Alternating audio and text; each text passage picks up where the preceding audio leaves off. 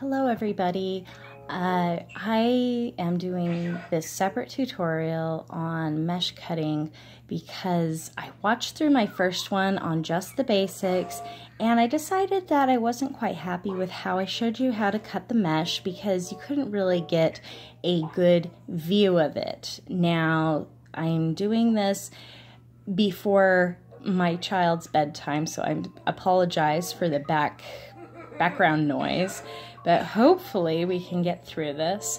Now this is going to be for the wreath that I'm going to do after the cross tutorial tonight.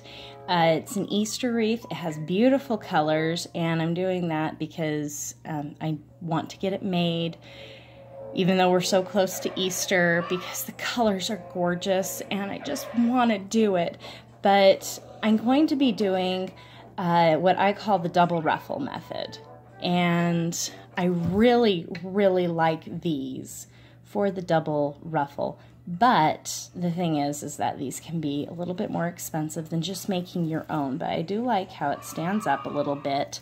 It does have less tinsel ties, as you can see, but they are already on there, deeply secured. And it's less work. Now this, I bought a massive stack of these at Joann's when they had everything 70% off. So take advantage of those sales. Don't think in terms of seasons and holidays. I mean, just for spring, I have used a lot of the Christmas ribbon that I got on sale for 70% off from both Michael's and Joann's. Just look at the colors and think, oh, I can use this for Easter, I can use it for summer, I can use it for a beach wreath. Just don't think of terms in seasons. Think, oh, I can use this later, because then you really will have an advantage and keep your costs down, and if you're selling, a higher profit margin. So this has less tinsel ties than when you make your own forms. And so this particular double ruffle, I'll give you the measurements again when we actually do the wreath. It's going to have 13 of each size of mesh. They're going to be ruffles, as I said before. And what I'm going to do is I'm going to show you how to cut your mesh with the 15-inch ones because it's easier to see. I can get really close up. So what we're going to do first, because this is a brand new roll, and you're always going to have a little bit of fray, and it's not going to be quite even. So you're going to line everything up. I like doing this because I can kind of have better control. You line everything up as straight as you can. And we'll roll that back a little bit. And you just go along that line, have everything flat and level. And see, you can see how this is not even. The end of it is not even. But you get as close as you can so you don't waste a whole lot of mesh. And you just get it lined up. And then you take your wood burner. Now it gets it gets trickier the taller your mesh is. The 12 I've found is the hardest. 21-inch, typically you're doing your bases like your poofs and your ruffles, so you don't really need to use the wood burner because you're going to tie at the end with your zip tie. It's only going to be 2 cuts. I use 2 zip ties per wreath base, and you're just going to trim the ends off and they'll be secured with the zip tie, so you're not going to be too concerned about fraying. So don't worry about using a wood burner with 21-inch. Don't even worry about leveling it off. It's not necessary. Just necessary with the stuff that you're going to cut. So we're going to, and again, it's just a regular wedge tip with the wood burner, and we go down just like that. Now be extremely careful with this. It just takes a split-second poke and it burns your skin off. Doesn't hurt too much, but it's a pretty serious burn. It just makes your skin fall off. I've made that mistake twice. And don't touch if the thing falls off, let me show you. You're gonna get a little holder like that with it that sets on. If this falls on the floor, I know it's first instinct to just pick it up with your hand. Don't do it. Just don't. Pick it up like that. Move it to where you need to go. So I'll do a couple of cuts.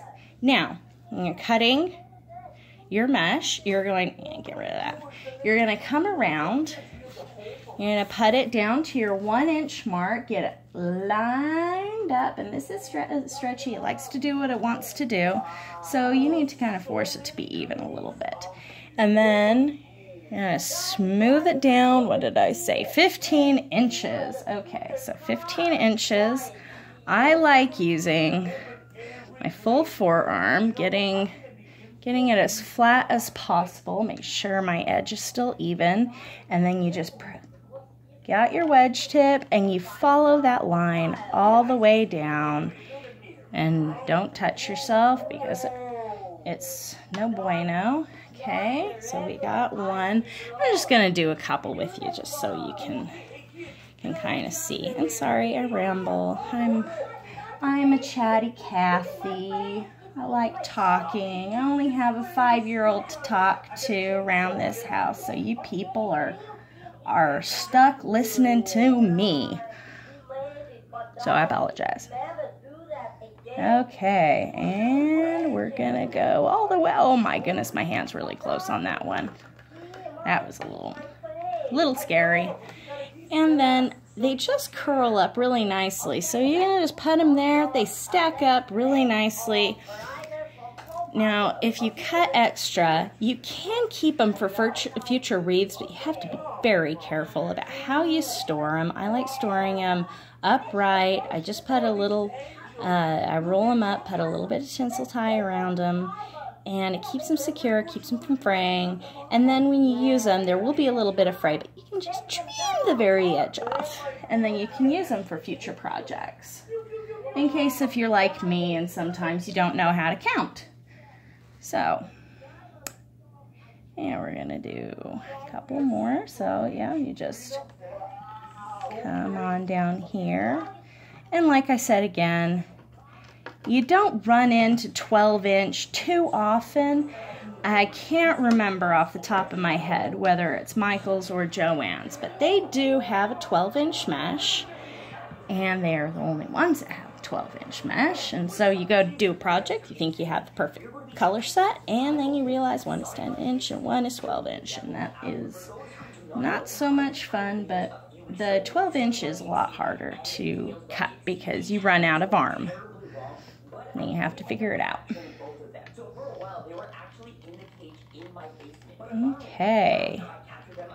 And there we go. So we've done 4. And see, they stack up just nice and lovely. They curl up. This mesh, this particular mesh, came from Michael's. Michael's does have really good mesh. As does Joann. I've noticed that the holiday mesh is not as good a quality as the stuff that comes in regular stock. So if you look at it closely, so you've got this netting and foil. I really like using stuff with foil, unless the design that I have is really rustic, or it's going to have a ton of glitter and it's just like a flat white. But if you get a flat color from a place like Craft Outlet, it still has a little bit of a shine. Like I got a roll of black from Craft Outlet and used it for a commission Halloween Christmas wreath, and it worked out lovely because it had a shine to it that looked like a Black Widow. It was really lovely. But Craft Outlet, I've found that I like their quality a lot more. And Joann's and Michael's do have really good quality mesh. The holiday mesh, I've noticed that you have to be a little bit more careful when you're handling it, even with the wood burner, because it does like to fray, especially the shorter you go, the more it likes to fray. I don't know why that is. But most of the time, you're not going to use the 5.5-inch mesh unless if you're doing a form, like the cross wreath that we're going to be doing later tonight. So, I'm sorry, I'm rambling again, but that is tonight's lesson of cutting your mesh with wood burning, and then I'll see you a little bit later when we put the cross together. Okay, you have a wonderful day, evening, afternoon, whenever you are watching this.